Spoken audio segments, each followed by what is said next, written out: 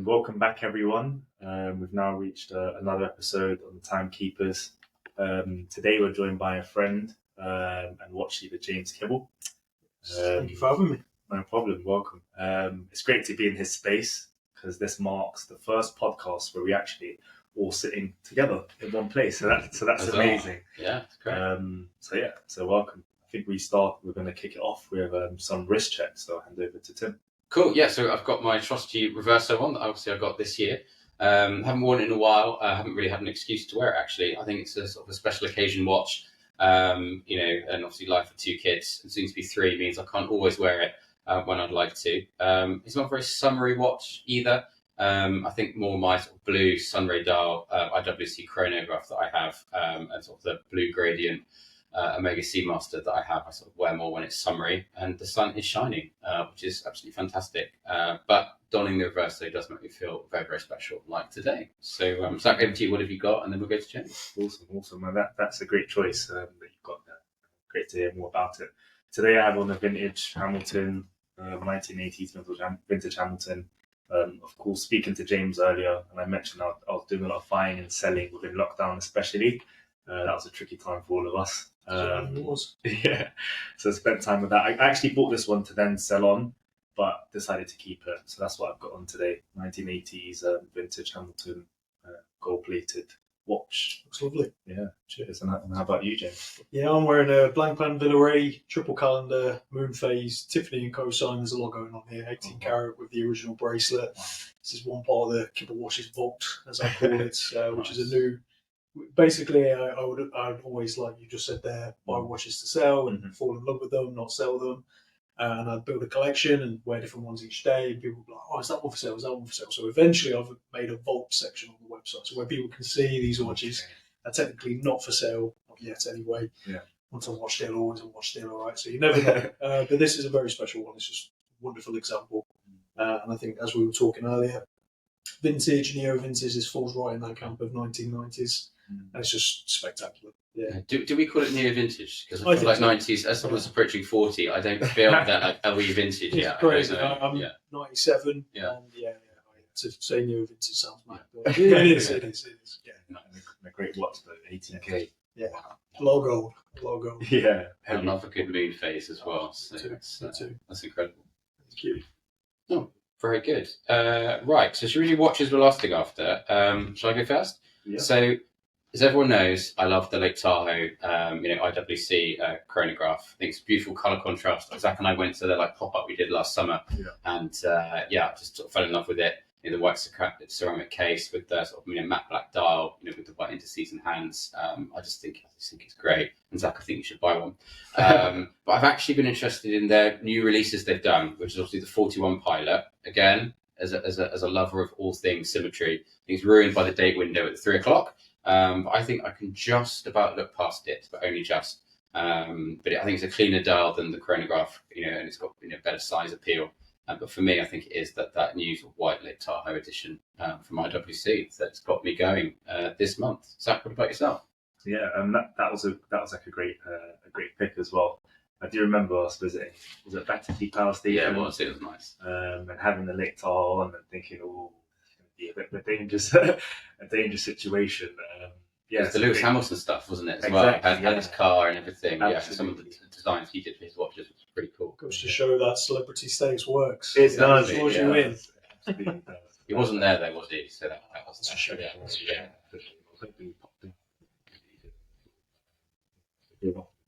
For me, so particularly reference 445. I saw this watch on Instagram. Truly amazing. Kind of emulated the new Cartier braided case. Draw me to it with the tank shape. Although this one was a bit goes a bit further because it had the 42 diamonds kind of braided into the gold.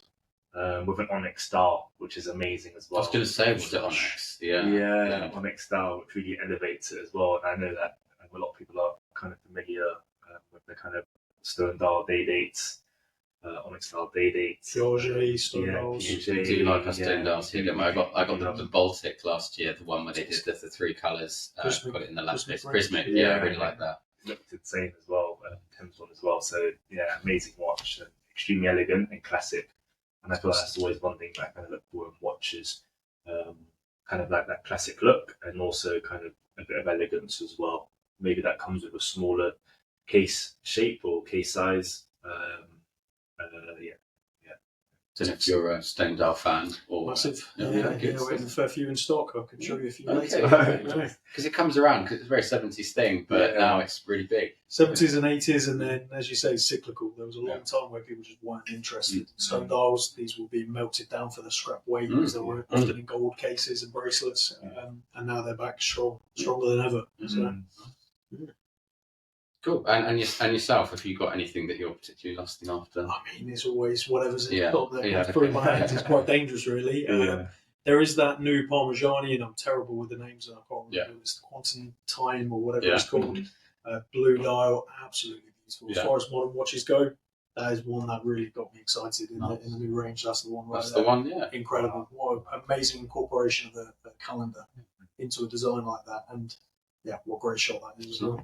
I think by Logan, brilliant. Yeah, and our new king likes these watches, doesn't he? Whenever there's like snaps of him, I don't know if he's he's like an ambassador or he's allowed to be, no, but I always see it. So he definitely wore, I don't know if he still does, but he definitely wore Parmigiani, beautiful gold watches from the past 90s pieces, even early 80s, if I'm not mistaken. They're doing some incredible stuff. So is that a white gold case? Or? I believe it's steel, but it might be white gold. Yeah, I think it might be white gold because they do a rose gold version as well, but it's absolutely gorgeous. It's one of those watches, it's beautiful to look at, but the price puts it completely out of my point.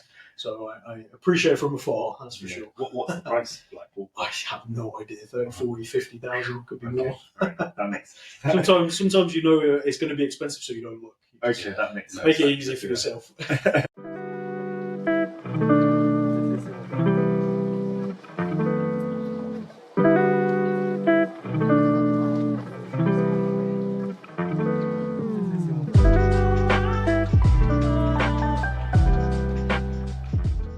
Should we go to Insta shots of the month? Do you want me to go first now? Yeah. Cool. So, as you know, I can never pick one. So, there are quite a few here, but bear with me all. So, we've got a bumper edition, and if you caught my eye in a big way, and obviously Zach and I went to Grand Seiko a few months ago, and I was never a big fan of Grand Seiko, but my head was well and truly turned.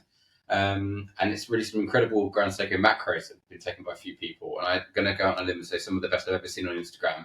And that's why we have this section, because I really, really love it. You know, all this, we're not doom scrolling, all this love scrolling. It's got to come to something, so we put it on the podcast. So it's actually Timo.T1. It's another shout out. And again, we've got to share the love around with timekeepers, but I think this shot is so good. I can't ignore it. And it's the Genbi edition of the Grand Seiko. It's got it in the green here, which I've shared around. We'll flash it up on screen.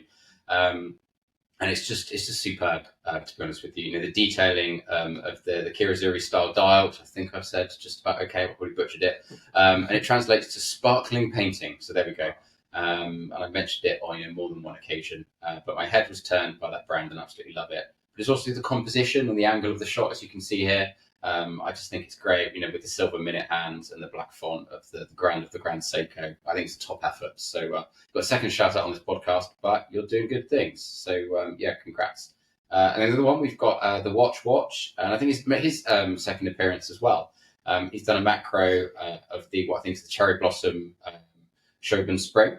And it's the spring dry version. I'm not sure of the name of the texture of the dial, but again, it just looks beautiful. And for me, it's almost like sort of strokes, like swan feathers, or like almost like a cloud, really. Grand Seiko will be based on something exactly. Background of where they work, definitely. And it's all very impressive for the brand. And you check it up close; it really shows its strength. And like I said, maybe I'll add a Grand Seiko to my collection at some point soon. But those two were pretty incredible. And I've got one more, and I'm going to get told off again. We've had Lydia's watches again. She's pretty famous on Instagram. Is a wonderful photographer, but she does these amazing quirky shots. And I recall one that another person did. I can't remember what watch it was now, but it was on like freshly farmed carrots, the carrot tops and the green and the orange, and that was by someone else on Instagram. So I like the quirky stuff. And this time for Lydia, as we can see here and flash it up on screen, it's all these wonderful hands, of like these sculpted hands that you find on doors. I don't know whether it's somewhere in Europe, Italy, I don't know, Spain. Definitely not in England, no. Exactly, someone can steal it. And so she's placing her watches on a plaster hand, with a grand design door. I think it's the best watch prop shot I've seen in a while, especially not one on a desk at least. And on the two will flash up. One's on a striking blue that we've got here, and another is sort of more an orangey brown or maybe pinky. And you've got to see the shots for yourself. So yes, they've all had a turn on this podcast before highlighting it, but they're just so good. I had to do it again. So well done to Timo, the Watch, and Lydia's watches. So yeah, next time I promise to pick someone else we haven't mentioned before. But I don't know what you think about those, Zach, James, and then maybe we'll go to Zach for his watches that he likes on Instagram. Incredible. I'm going to have to up my photography game. So, yeah, absolutely. I feel like the first two photos of those Grand Seikos are insane. It's incredible to see the detail. Like you mentioned about feathers, right? Yeah. I need a better lens for my digital camera. Yeah. So Grand Seiko are famous for that finishing in the hands and the indices. Zoratsu finishing, I believe is how you pronounce it, based on how they used to finish samurai swords. Okay. And I mean, when you look closer, you can see how pinpoint sharp they are. Absolutely. Incredible. No one, and having looped many watches, high-end Grand Seiko, I think is some of the best finishing when it comes to dials and hands, by far. That's amazing to hear because I'm not too aware. I mean, I do appreciate Grand Seiko, and I feel like they're definitely underrated in the whole watch industry when it comes to watches. I definitely don't know the details. So that's amazing to hear. But I do hear about the quality when it comes to Grand Seiko. That's something that kind of rings true, isn't it? Yeah, I mean, it's with that whole Japanese ethos, right, of just pure perfection at all costs. You look at Japanese whiskey, it's the same sort of thing. I mean, it shows in the watches. Yeah, they're incredible.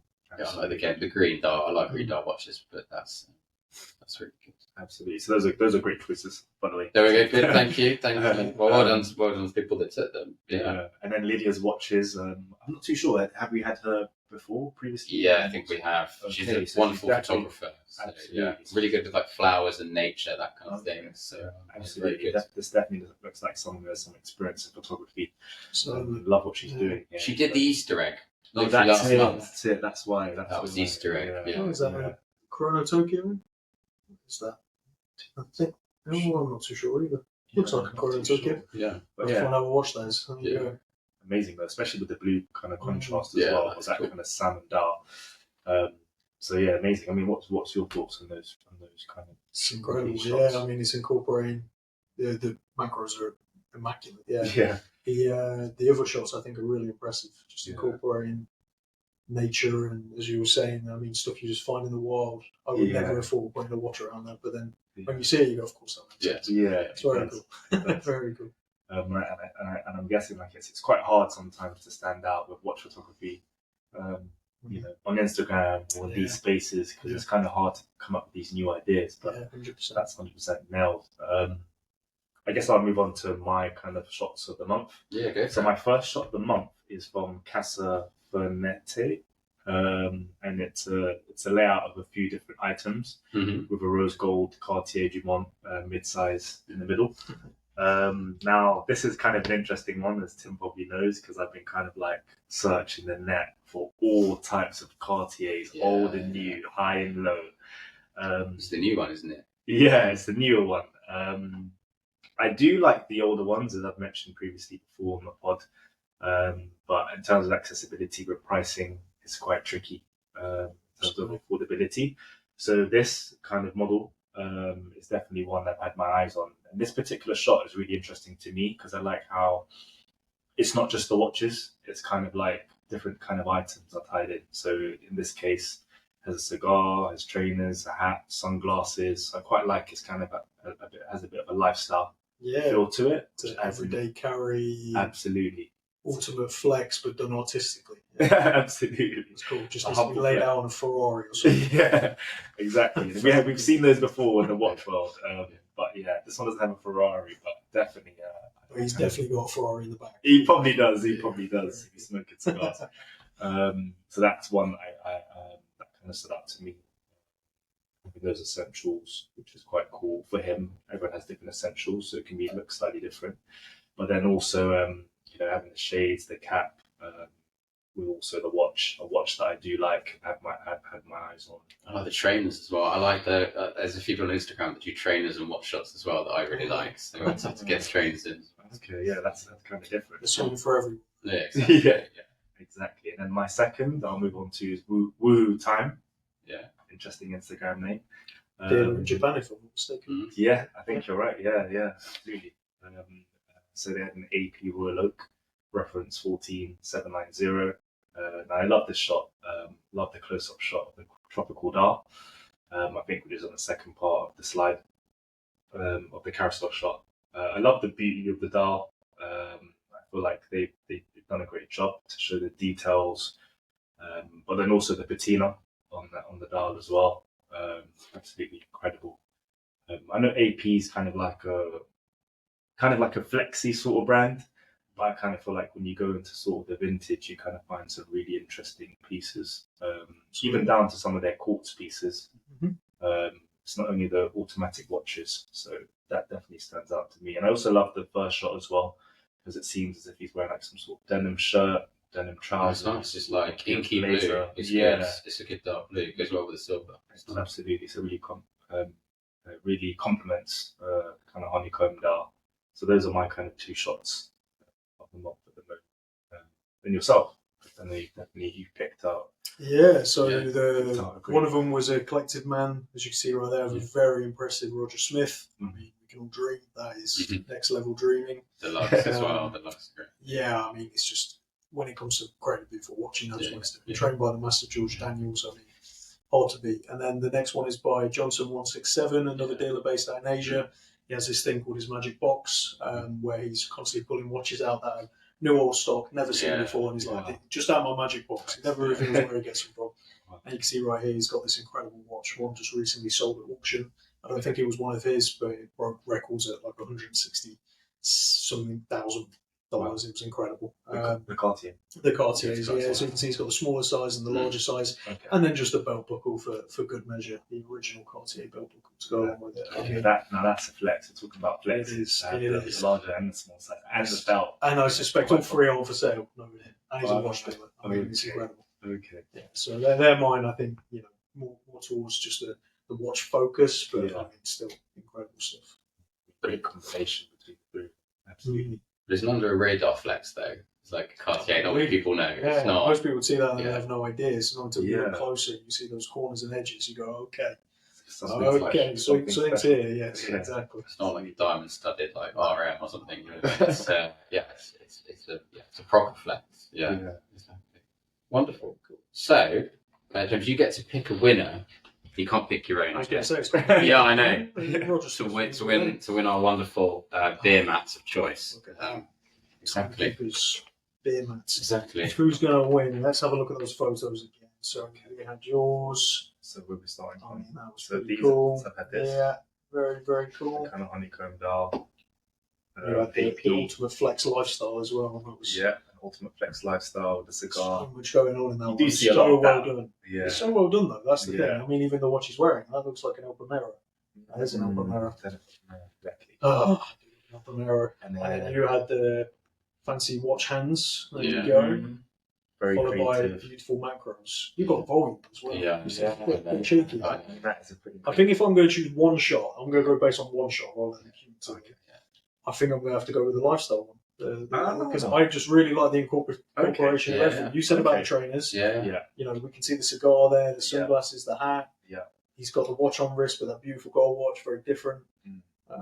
The coffee. Look at the coffee cup. I mean, Yeah. Just a little this guy has a nice Ferrari or Porsche. You win. There you Okay, go. amazing, You have to give amazing. him a follow. So there you go. I think that might be the first win. Of Well, there you how go. many Yeah, episodes. you worked hard for it. Yeah. I did, and So, I'll be collecting my fee at the end. Exactly. so welcome to Casa Finet. So there you go. If you want it, it's yours. There you go. Yeah. If you want it, it's yours. Wonderful. Bear mat to you. We'll go with the red Ferrari. Yeah, absolutely. Yeah. Cover the prancing horse.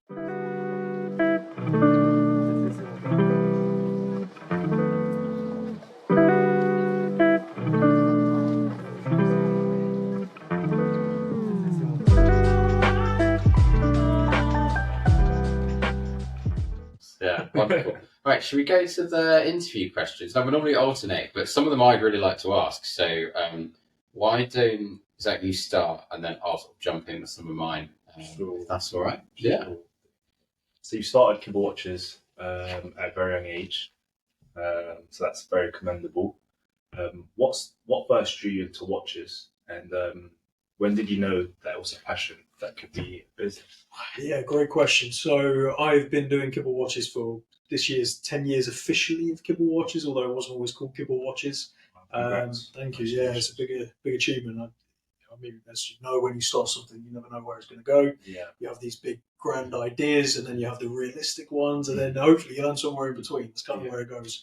But yeah, I mean, I got into it, as you say, at a very young age. I would have been 15. Wow. Started off with a Citizen Eagle 7, which is a 70s Japanese watch, automatic. And I mean, it just went off to the races. I made YouTube videos at that age, being 15, 16, talking about watches. All those years ago, I was by far the youngest person on YouTube talking about watches. And I'm glad to say I'm not anymore by far, which is brilliant. And it just sort of took off from there, really. I mean, it's been amazing to see how it's gone. So what first drew you into the watches? I mean, amazing to hear when you started. Thank you. Yeah, so what drew me into it was necessity. I think a lot of what you're going to hear today of my story comes from necessity. I needed to tell the time whilst I worked a normal job, like most people. So it was fashion brands, and they kept falling apart, and I was like, there's got to be something better. That drew me to eBay searching watches, and that's when that Eagle 7 came up. It was £13. I still own the watch today. Wow. And obviously it being mechanical, no battery changes, it being surviving from the 70s, it could survive my daily life perfectly fine. And I realised, okay, there's something here. Let's keep going. I bought loads of different dial colours, and that's when I realised, okay, I'm a bit hooked. I've always been a bit of a collector. Yu-Gi-Oh cards, Warhammer, all the nerdy stuff everyone does, right? Okay, always had that book to me. And watches was the first one that really, took my fancy a lot more, because I realised there's always so much more you can learn. You never quite fill the knowledge pot. Even today, I learn new stuff every single day. And that's when I realised, okay, let's keep going. Let's see where it goes. Amazing, incredible that you have that watch from 10 years ago. Yeah, still have somewhat. That's insane. Never wear it, but still have it. Yeah, it's amazing to have that though. I feel like we all have that kind of like watch the first watch we bought, or the first watch we fell in love with, and it's great to see that journey, isn't it? It's kind of like a reference point. 100%. We're never going to sell the first watch I got, so yeah, just going to keep it. So. That's amazing. Best thing to do. Yeah. So bringing on to that first watch, so what was that first watch you sold? Was it? First watch I sold. Citizen. So it was a Citizen. Yeah. So I ended up with about 30 of these watches in different colours and styles. I became obsessed, and I got an email one day off a chap who was like, "That blue one you have, I've been after for years. Would you sell it to me?" Wow. And he named a price, and that price was £30 more than I paid. Okay. Now back then at 16, I was like, "Oh my god, profit! I'm rich. I know, profit. Here we go. I've got business." Yeah. I said yes, sold it to him, and that was it. I then sort of made a website. It was like it's Kibble talkswatches.webstore.com or something ridiculous, longest web name ever. Yeah. And I posted a few pictures, a couple of others, said they were for sale, whacked them on eBay as well. And then that was it. Yeah, Citizen first, probably followed by like a mechanical vintage Oris. That was like £70 or something. We love different world. Oris, Different world. Yeah, we love Oris. You don't get those anymore. I used to like pointer dates for like 50, 60 quid, right? Because that's what they used to be. That's insane. Good point today. So what were some of the biggest challenges you faced in the early days of starting the business, and how did you overcome them? I've run a small business as well, and it's just being up at night with all the receipts and your accountant and that kind of stuff. But I mean, maybe you face similar, but just some of the challenges just getting it off the ground really and sustaining it. Yeah, accounting, bookkeeping, VAT, taxes, all the usual stuff, right? But for me, the biggest challenge, especially early days, before it got too serious with all of that stuff, was definitely my age. Okay. I'm 27 now. I would have been 16, 17 when I was really selling some okay watches. Okay, I mean, we're not talking under £100 now. We're talking a couple of hundred, maybe even £1,000 or more. And for someone to look at someone my age with no real experience, from Leicester, got a bit of an accent, people didn't trust it. And it's that was the hardest thing, to get past that barrier, to show I could be trusted, to show that I'm here for the long run. I'm not just out here putting my face out there to try and make a quick pound and then run off. That was probably the hardest thing, and it's definitely the thing I think most people struggle with when they get into the industry. So like a trust thing then. That Absolutely. This industry is built on trust. You'll hear it all the time from watch dealers. It's almost like an unwritten code. The handshake deal is everything. If you shake on a deal, that's it. The deal is done. You cannot back out. So building up to that point where you are allowed to even shake the hand is where you need to get to. And that took a long time. A lot of work. We've all got beards now, something that makes us look a bit older. I'm still working on mine. We'll get there. Exactly. We'll get some tips afterwards. Yeah, exactly. So if you had any sort of famous or interesting customers, if you can't go into it, but I totally understand. Maybe a sneak peek, a sportsman, an actor, and you go into a particular profession, maybe. I mean, fortunate with how long I've been doing this and the kind of watches I sell. If you head to the website, you'll see I do mainstream, but there's also more left field pieces, a lot of quirky vintage stuff you're not going to see if you just walk into another watch dealer's shop usually. That's changing, which is a good thing, but it was still one of the most varied, I would say. So because of that, I attract people who are actually into watches. You'll know some actors and directors and music people, YouTubers that are not in the watch world. Those kind of people are also into their watches. I would say most of them, because of the kind of stock I sell, the kind of watches I have, they are collectors. So they reach out directly, they want to talk directly, and they don't want to be treated any different. At least the people I've dealt with. I'm not dealing with people who rock up in Lamborghinis, flash cars. It's usually very down to earth, normal people who just really like a watch and sit here and chat like this for hours, which is great to see. So very good. Let's actually go to the next question. Amazing, sure. That's a great answer to that one. So, is there any brands that you have a soft spot for, and why? That'd be interesting. Yeah, I mean, Mido and Movado, vintage, 40s, 50s, 60s, up to 70s with a few. Absolutely. Some of my favourite, I have quite a few in the personal collection. Again, you can see some of those in the vault, not all of them, a few. I think they just offer incredible value in the market at the moment, and I think people are just sleeping. So people watching out there, snap them up whilst you can before I do. So there you go. Awesome. Some of them provide us vintage ones, and it's like a point a day. They've got like red, almost like lollipop. I really like those. I don't know what they're called, but I just love them when I see them on Instagram. Yeah, triple calendars. That's triple calendar, they usually have a moon face, very similar to this. This has got a point a day with a little crescent moon. It's quite a thing for the 50s, even the 40s. So you'll find that from all kinds of different brands as well. I don't know if they're like actual gems, but sometimes the key points are like reds. Spots on red rubies. Yeah, they're incredible. I've been fortunate to have a couple of those models pass through my hands. None I could keep at the time, and you look back on and go, I should have kept it. Can't keep them all. You can't. Yeah. I can ask next one. So tell us how you sort of create your sort of drops when you do it on Instagram. Like I've always been drawn to them and really like how you set them out. I think it definitely it draws the eye. Whereas I know you have competitors, of course, but I do feel that yours are actually eye catching and that's half the battle, right? Which I suppose, how do you sort of go in? How do you sort of set them out? How do you go about it? Do you have someone helping you, or is it an eye that you've always had? I think it'd be something that I'm interested in. Yeah, I mean, I think as I said earlier, a lot of how I operate comes out of necessity. Drops were one of those things. Now, I wasn't the first to create drops, even calling them drops. This has been around for years. I'm on episode 214, which I think is that's 4.5 years. But I've been doing it easily 5 or 6 years before I created it more formally. And the idea is just that you can't so I buy watches every day. It can range from 1 to 10 watches in a day. It can be that vast. You can't process them and get them on the website the same day. So creating a structure where you release them every single week is just the most logical. It's why most dealers do it. In terms of the layout and the process, I try and limit it to 12 because I feel like any more than that, things get lost. So as you say, some of my competitors, I'm happy to name names because they do great jobs. Subdial are fantastic. They have so many watches in their drops. It's incredible. I'm just one person. I don't have anyone helping me. I do the photography, listings, everything you see I do. I package up the watches, I ship them out, I do the appointments. I cannot process the amount. It's incredible. So therefore 12 is plenty for me. And I think it keeps it manageable. It's so you can actually tune in and look through all 12.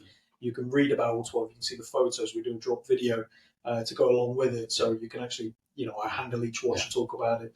I think, it's the best way to do it. It's logical.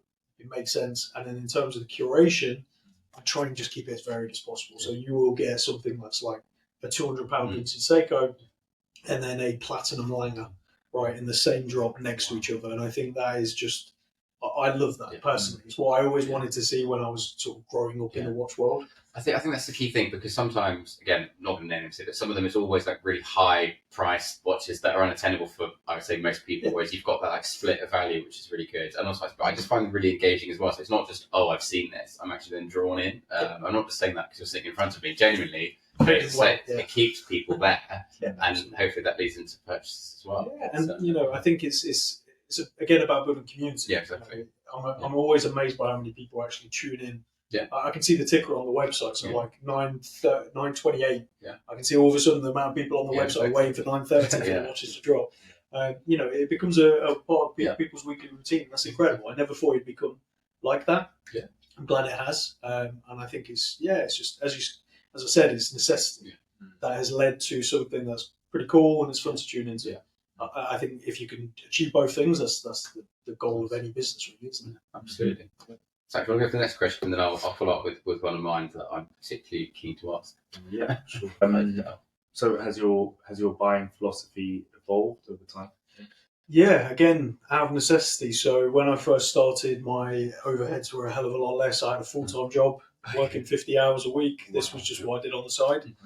So therefore, selling watches that were £80, £150 I could do. Yeah, it sort of changed over time out of necessity, as I said, with a lot of things with the business, and that's just how business ends up evolving, really. And I was very fortunate that younger me had a little overheads. I lived in a house share in London, right? You didn't have to pay anything.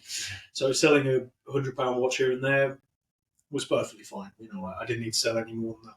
So the philosophy changed as I got married, have kids, got a bigger, fancier office in East Central London. Insurance costs are more expensive than rent for this place. Wow. So therefore, you can't make a living selling £150 watches, unfortunately. Whilst I still do one or two here and there, you do have to evolve it. Now, for me, the philosophy has always been diversity, so that's never changed. But the volume and the average price has certainly increased over time. But I've managed to keep the diversity and the sort of collecting ethos. So even if I get a date just in, it might be a nice, beautiful linen dial, early date just, or a Buckley dial. So it's something a little different than just another bog standard date just. Not that such a thing exists, and there's nothing wrong with that. But I try and keep it a little bit fresh, a little bit different, so make it a little bit quirky, while still increasing the prices to make a living work. That's amazing. I like your extra kind of like attention to having things that are slightly different, rather than what's kind of like most people sell. Like that kind of attention to having, some kind of uniqueness. It's really cool. Yeah, and I think, I think it's, again, you can go anywhere to get a Datejust or a Submariner. You can't go anywhere to get a potentially piece unique integrated white gold bracelet AP with diamond rubies, right, or something like that. And I say that because I've got one. So those kind of things I think are what make me different to other places. And then at the same time as seeing that, you can see it at standard Submariner. There's nothing wrong with that. You can see both at the same time. And my job is to hopefully convince you to go something a bit different, because I think it's just better for your diversity, for your collection. And like what you guys are wearing, they're not the standard thing. It says a lot about you and what you like. And I think that's cool. That's cool. Good answer. So you have a watch in stock, or maybe you've already sold it, but I'm going to ask a question anyway. It completely took me by surprise, and I'm going to butcher the pronunciation. So it's Hermes Quantieme Perpetual Calendar. You still got it?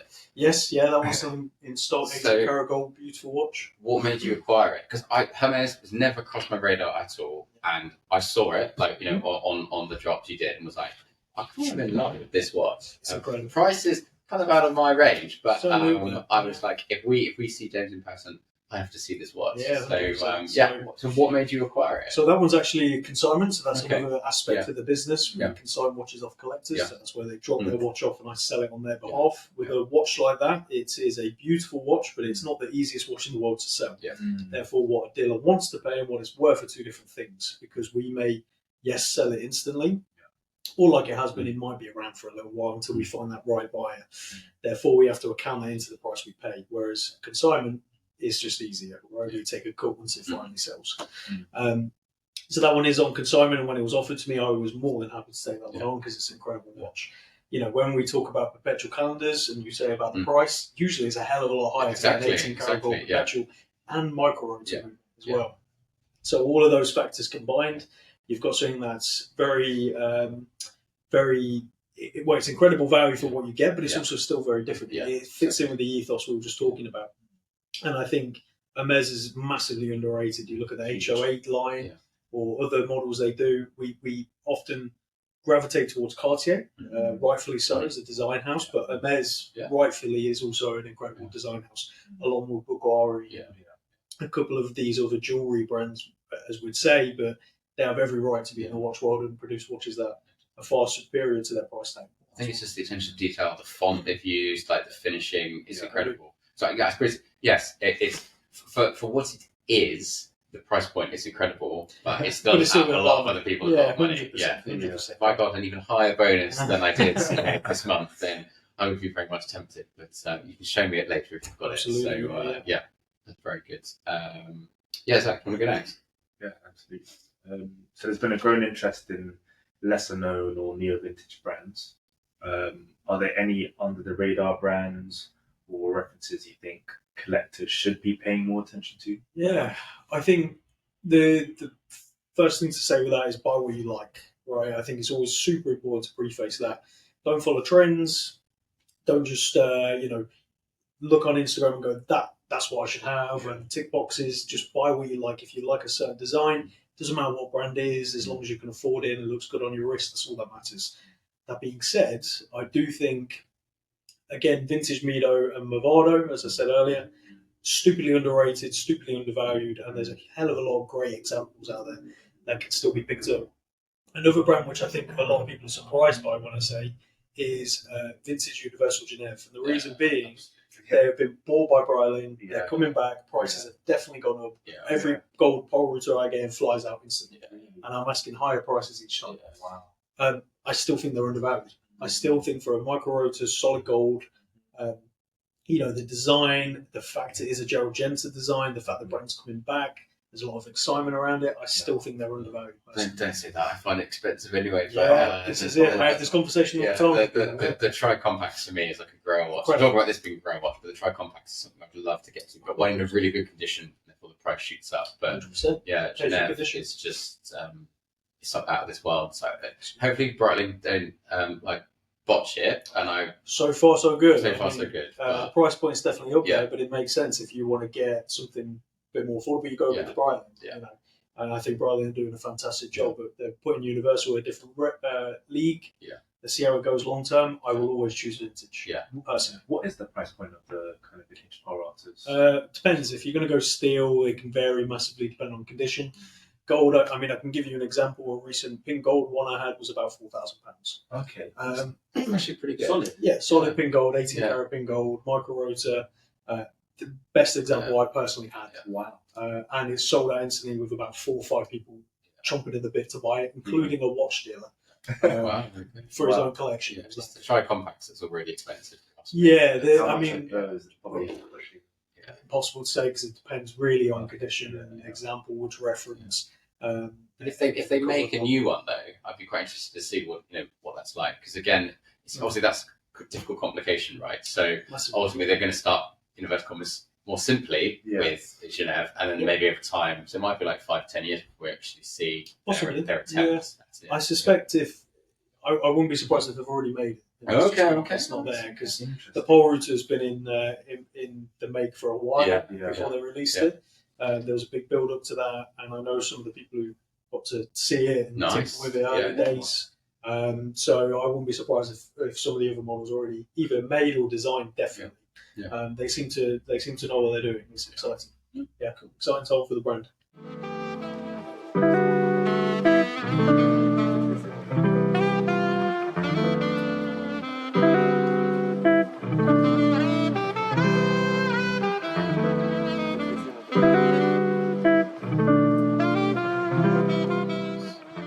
Cool. So I got into watches somewhat late, but it was because of my firstborn child, so 5 years ago. And obviously you became a father as well, to 2 children. Did you mark the occasion with a new watch, or did you want to hand me down? Because like I said, the watch I'm never going to sell is the one I'm going to give my firstborn son when he's like 18 or gets married or buys his house. So this stuff means so much to me. But I wouldn't say I've always been obsessed with watches. But like I said, did you get a watch when you became a father? And yeah, I mean, any hand-me-down sort of aspirations as well? Yeah, I mean, me and my wife are terrible when it comes to watches. Any excuse to buy a watch, we buy a watch. So when we found out we were having our first child, I bought a yellow dial Christopher Ward because we were celebrating. We didn't know a girl or boy at the time. We would have bought a watch soon after my daughter was born, and I would have labelled it as that. Yeah. The reality is I'm quite fortunate because I'm a watch dealer. I have so many watches that my daughter is already playing around with watches. She's just got the new Sher watch, which is the kids' watch. I mean, so they're going to have a collection, and I've spoken about this before as well in a Q&A. I love the idea of buying a watch to give to your kid, sort of holding it for 18 years or 20 years. For me, I worry that in 20 years the designs will change massively. Because if we look at what's just happened like 20 years ago, if my dad had done that when I was a young kid, maybe not a baby, but a young kid, he would have bought a 45mm Panerai. Because that was the thing, right? And if he'd given me that, I'd be very grateful. I would be very thankful. I'm into watches, so of course I'd really like that. But I can tell you, I buy a lot of watches off 18 to 20-year-olds who are selling the watches that are gifted by their parents. And because I see that so often, I think it stains me a little bit. So I'm just going to give my kids the business of just retire, and then they can have whatever watches they want. Right? But I do think it's a lovely thing, especially if you actually wear them. Because if you wear the watch, you build your own memories with it, and then you're passing down not just a watch, you're passing down memories. I think when people buy them to just put them in a safe, it's a different thing. I don't do that. Buy it because you like it, wear it, and then hope they like it as well. And if you go vintage, it's already got a few knocks on it already. And also, a brand new Rolex or something, then And if you're buying something from the 50s, 60s, 70s, and it still looks good today, chances are it's going to look good when they want it as well. That's a safe bet. Whereas modern watches, who knows, right? This is the thing with modern. I think it's great. It's enjoyable. The vintage is vintage. It's hard to beat. Because I don't know when I said 18, I don't know how sensible I was at 18. So maybe they couldn't get through university. If they lost it on a night out, I've got this vintage Omega, from 1943 from the war. Basically, if you lost that, very grumpy. So maybe they find a good woman, and therefore if you keep them on the right side, then maybe when they get married, they can. When they turn 18, get them a modern Seiko, right? Screw down crown, water resistant, or we say beat resistant, and they'll be fine. But I think the big one, say for like a wedding, birth of their first child, how lovely would that be? Like, really, combine it all together. But the reality is, maybe when my daughter's 16, she's going to be have her head screwed on more than I ever did, still to this day, and she's going to be perfectly responsible with something like this. You never know, right? Cool. Zach, you got the next question? So, is it harder to buy or sell a watch from your experience, and any tips? It depends what you mean by harder. Really, I guess it's buying a watch is always easy because you could just do it anyway. You click buy, and it's the easiest thing in the world, and it's the most fun. Buying is the enjoyable part. Selling a watch, if it's a personal watch, that's a hard thing to do. Sometimes you don't want to sell it. Maybe it's out of necessity, or you've fallen out of love with it, whatever it might be. I would say selling is harder than buying in every aspect. Buying is just the easiest part. It's the fun part. Selling watches can be tricky, but I absolutely love it. I love dealing with people. I love talking to people all day long, finding out their stories, why they want this watch. In terms of advice, my biggest advice as a watch dealer, if you want to sell a watch, know what you want for it. It just saves everyone's time, including your own. And what I have found out of doing this for as many years and buying as many watches as I can, whenever someone says they don't know what they want for it, it means they don't want to tell you what they want for it. They know what they want for it. Because if you say a price that's too low, they know it's too low. So just be honest with the dealer, or go to a dealer you can be honest with. Some dealers you got to be a bit careful with, but say what you want price wise, and if you can work a deal, you can work a deal. That's my biggest advice if you want to sell a watch. If you want to buy a watch, ideally see it in person. Do some of your own research and due diligence. Obviously, as they say, buy the seller. Absolutely, but still do your own due diligence and research, so you're going in informed, because it will just make the experience better for you, because then you know what you need to know. If you haven't got the time for that, you're probably not watching this sort of podcast anyway. You're probably a watch person. But that's my biggest advice. Shop around, do your due diligence, understand what makes a watch one price compared to another, such as vintage. We're talking about that. Yeah. If one is absolutely mangled to death, it's got no service history, and it's with a private seller in, I don't know, Canada somewhere out of nowhere, and you're in the UK, understand you've got to pay VAT on that when it comes in. Understand you've probably got to service it. All these sort of things. So if my price is X amount more, but you get warranty, you come see it, you've got recourse, condition is better, those kind of things. But you may get lucky every now and again. Right? I don't rule out eBay. Sometimes you get an absolute banger deal. So yeah, definitely. That's some great advice. Cool. Zach, you thought of this next question, so I think you should ask it. I thought it was a really good one. Absolutely. About trust. So how do you build, you're talking about buying and seller, which is interesting. So how do you build trust in an industry where authenticity, condition, provenance matter so much, especially as a relatively young dealer? Yeah, so trust is an interesting one. I don't think there's any formula or advice I can really give other than be yourself, right? So be authentic. That way you haven't got to put on an act. It's not, you're not sat across from one customer and you need to change how you are for the next, but you're just who you are. People will deal with you if they want to deal with you. That's what I found over time. And you're not always going to win everyone. Some people want to go elsewhere. That's okay. There's plenty of people out there. There's plenty of dealers out there. That's why I would say we're building trust. It is difficult. It is hard, especially in this industry. You do anything wrong, it will stain you forever. Which is why just be authentic, be genuine, and just do what you know to be right. That's all I can say, really. We're building trust. And as a young dealer, again, it's just hard work. Showing you're not here just for the short term. We've all heard the stories of watch dealers running off with everything and millions of pounds, especially in the US just recently. We all know that case. You need to trust who you're dealing with. And trust can only go so far. You should still have an invoice. You should still have a consignment agreement if you're consigning a watch. Trust whoever you're working with, but still have legal processes in place. To protect you. To protect both of you. You never know what's going to happen. The cars are pretty fast. You've got to be careful. You just want things in place. So that's what I would say. Trust, but also be smart. Have legal processes. There's also young buyers as well, because when we had Charles Turl on as well, he was saying, because we had this assumption about auctions that it's people in tweed jackets who are over 60 years old, and he was saying no, it's people from Asia or the Americas, and they're 18 to 20, and they want to buy this amazing Cartier craft or something. You think, how can they afford to? Again, it's about not making assumptions as well. So even if you're a buyer or a seller, absolutely. That's the one thing I learned from my retail days, where retail places in the watch industry, jewelry industry. I will never forget, and it's just anecdotal more than anything, but you'd have two people walk in the store, one fully suited and booted, briefcase, everyone would rush over to him, the other guy comes in and sheepishly takes his hard hat off because he's just finished the day's work, and this is a true story of what happened.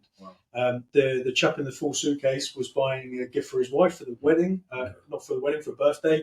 He bought a nice charm. Like 50 quid or something.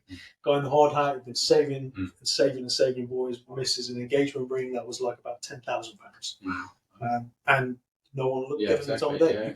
As you say, you cannot judge a book by its cover. I've had situations where I've walked into certain shops in Harrods and stuff and been denied service because I've got shorts and I've got tattoos. I'm not the epitome of a customer who can afford nice things. Don't judge a book by its cover on both ends. Same with a watch dealer. Get to know them, that's one thing I would say. Early days, it helped me. Is I think if you're in the watch world, you maybe have done okay. You've got expendable cash. You're buying watches. You're enjoying these things. That usually comes with some common sense, dare I say. So usually, when I was younger and getting into it, people would actually give me the chance. They would talk to me first before just going, "You're young. You've got tattoos.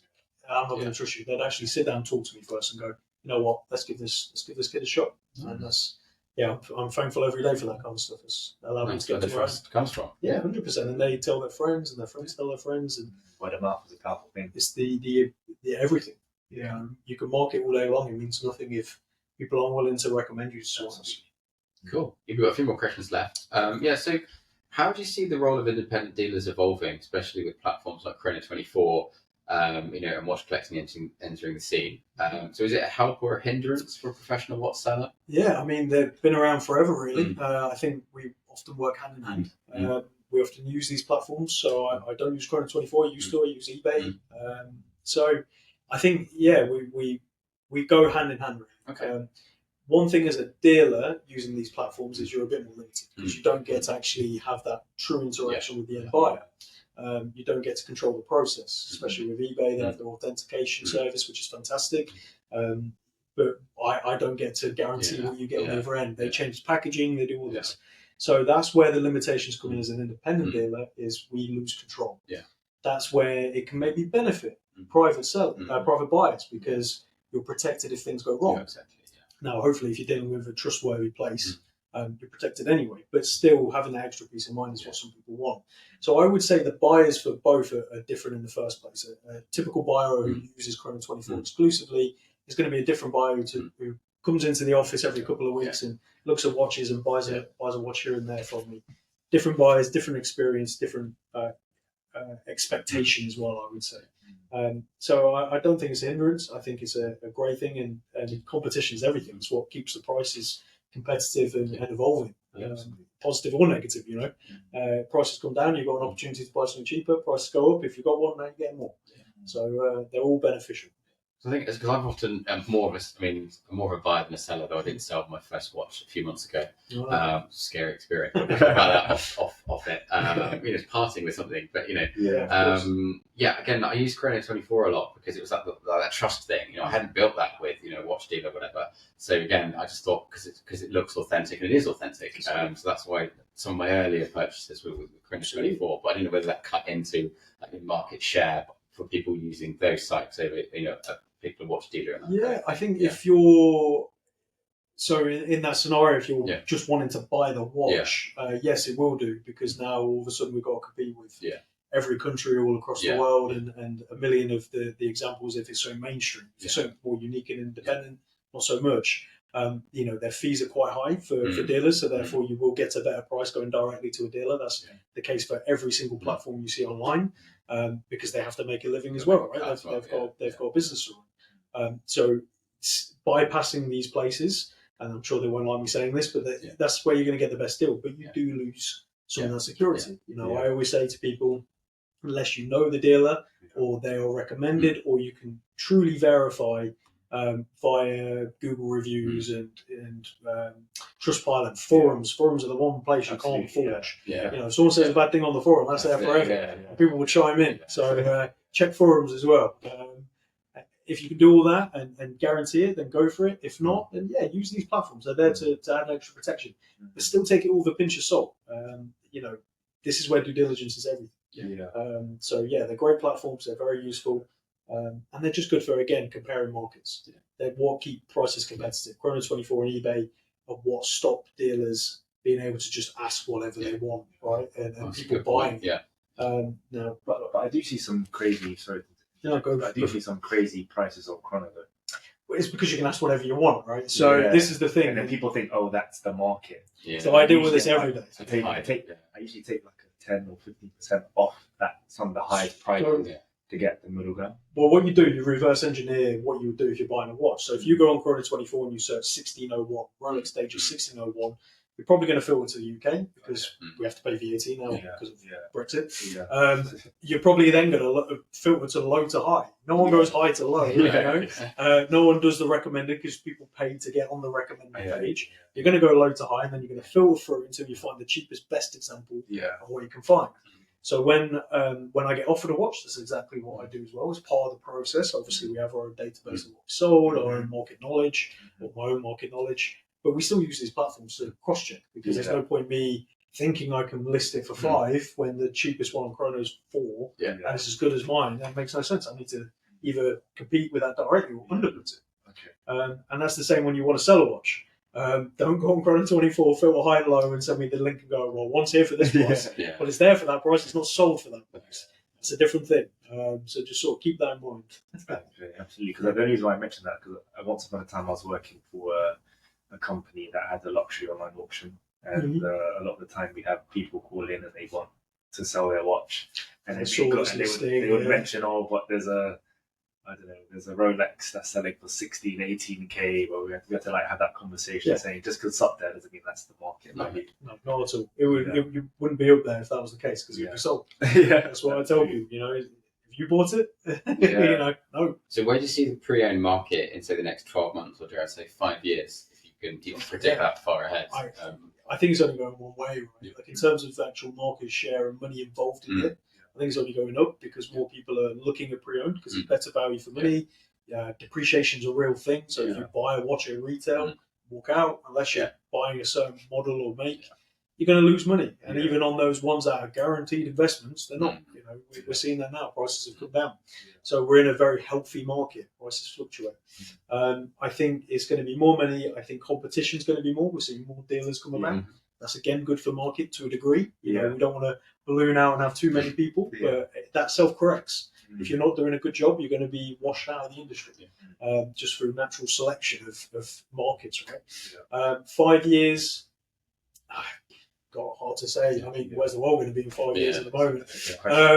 I think as long as everything goes okay geopolitically across the world, I think, again, it's just going to be on an upward trajectory of prices doing well. Whether that means, when I say that, don't get it twisted, I don't mean prices going up. I mean prices being healthy. You know, up and downs in a market is a healthy thing because it shows it's regulating itself. We're not ending up with bubbles, which is what we had during COVID. So I think it's just going to be a healthy market. People buying, people selling, people trading, more people into it. The amount of new customers I get, new young people buying their first watch. I think it's exciting time for the industry. Definitely, because although I have an Apple Watch and everyone at work seems to have them, me too. You know, exactly. I want more young people or like average not watch geek people, watching this podcast to get into watches and actually see it as an investment. I know it's not like a MacBook or something like Shine It that do loads of different things. A watch tells the time, right? But I just really want people to sort of try and experience the same things that all three of us experience and have a nice sort of wristwatch. So if you're saying it's going to go up market-wise and more people joining it as well, then that's and again, to clarify, I don't necessarily mean up in price. You know, these things aren't investments; they're fun toys. Yeah, cool. One more. Let me move on. And then I'll do the outro, and we're done. And I can see this Hermes. Yes, definitely. I've got a little tray on the back of it. Absolutely. So, next question. So, what's next for Kibble Watches? And do you envision expanding into new verticals like collaborations or physical retail, or even your own watch brand someday? All things we would all think about naturally, and I certainly have. I mean, I've toyed around with the retail aspect of a retail shop, the costs involved, the insurance involved, the hassle involved, the staff, the hours, as in you have to have those fixed open hours. I don't think so. I think with expanding as well, I've been very fortunate. I've had staff, really great people that have worked for me, incredible photographer and some other people. I now do it on my own. My wife is involved when she can be. My dad helps out with a couple of the write-ups here and there. But I like where it is. I like the where the business is at, the revenue we're doing, the profit we're doing. Things are comfortable, and I get to sort of play around with watches with them. I'm still doing a bit of everything, which I like. I did miss doing the photography to a degree. You know, it does come to a point photographing that many watches, it can get a bit repetitive, but then trying to change it up every now and again. So I don't know. It's a hard question to answer because, as you all know, when you have kids, everything changes. My daughter's going to be 3 in August. My son's going to be 1 in August. I, of course, think about the business. I think about growth. I think about the next things. You know, just on a new website. We're planning a 10-year event, which is going to hopefully be up the road. It's going to be a cool little fun, small event. So there's always things, but I'm just focused on my kids and my family and that kind of stuff more than anything. And it's a good place to be. Like, if you'd asked me 5-10 years ago, it'd have been a completely different story. It'd have been like a team of 20. I'm going to take over the world. Now I'm a bit more chill. You know, I'm a bit like, I'm happy. I'm living life. It's good. That's amazing. Probably not the answer you wanted, but it's the real one. I'll hope for like world domination. This is it. No, I'll leave that to the other crazy people. They're doing very well. But then that makes sense, and that's very commendable as well. You kind of see the business as your huge part of the business, and there's other things that kind of happen outside of the business. So it makes sense that that's kind of like your your truth. So it's self-awareness, you know, Yeah. is I think that's what it comes down to. It's my recommendation for anyone who wants to get into business. Be self-aware. You don't have to constantly be growing. You don't have to constantly be trying to get to the next million, next 20 million, whatever the scale of numbers are. Yeah. You can be happy with where you are and be complacent without being stagnant. There's a difference, right? You can be very happy with where you are, still evolving, still keeping an eye on things, still making sure you're not falling behind. But keeping it real, you know, just be happy. Amen to that with young kids. It's stages of life, right? Oh, God, completely. This is I'm becoming an old man. This is what's happening. I'm getting greys. I'm there. I feel like I'm not quite there. The kids. We'll get there. We'll get there. That's where the greys come from. Okay, that makes sense. Yeah. Okay. You wait. The wisdom. Wonderful. Yeah, so I'll take it away with the outro. So it's the first pod we've done in person, and that's one of the reasons why I was looking forward to it the most, actually, and to sort of record it in the flesh and see how it would go. And I think it's been really successful, and it's a different kind of rapport, which is what I love. And obviously after this we're going to try on definitely that Hermes, which is going to be great. And like I said, I've always liked your watch drops that you've done, so keep doing them the way you're doing it and how you present it. Yes, do give James a follow if you don't already. And obviously you can follow us on the Timekeepers 2024, and you've got Zach on Source Watches and myself as Watchword. And like I said, just thanks for, if you're listening to it on the podcast, thanks for listening, and obviously thanks for watching as well over on YouTube. And obviously we've got a good back catalogue now, and we've got a few more people lined up for the next couple of months as well. But it's going to be fantastic. So keep keeping time with us and keep watching us. So thanks very much. Over and out. Thanks, guys. Thank you.